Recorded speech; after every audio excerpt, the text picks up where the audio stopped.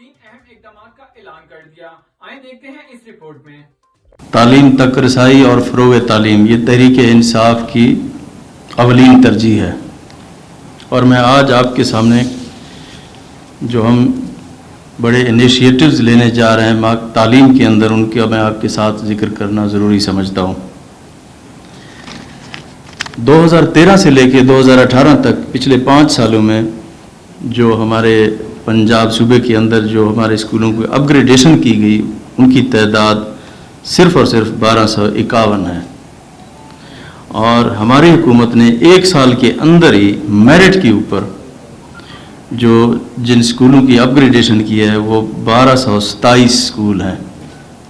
اس سے 1 لاکھ بچوں کا فائدہ ہوا ہے اور اس سے 16 ارب روپے کی حکومت کو بچت ہوئی ہے.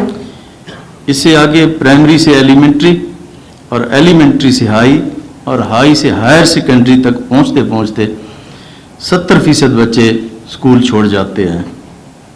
اس کی وجہ یہ ہے کہ ان کے قرب و جوار میں کوئی اسکول نہیں ہوتا، ان کو یہ فیسلٹی حاصل نہیں ہوتی. ہم 1 اگست سے پہلے فیز میں 17 ارب روپے کی لاگت سے 21,000 ایلیمنٹری اسکول کو اپ گریڈ کر رہے ہیں، اور دوسرے فیز میں 6,653 جو ایلیمنٹری